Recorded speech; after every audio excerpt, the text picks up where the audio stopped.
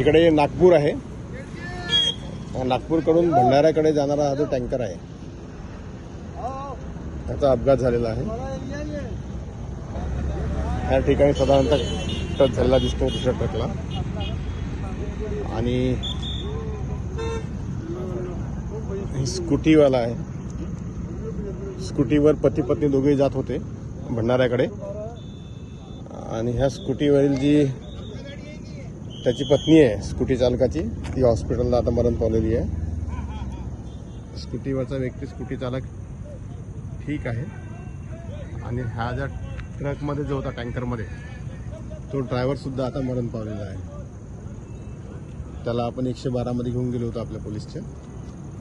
आणि ही जी पत्नी होती आणि तो तिचा पती जे स्कूटीवर होते यांना आपण ॲम्ब्युलन्समध्ये घेऊन पाठवलं.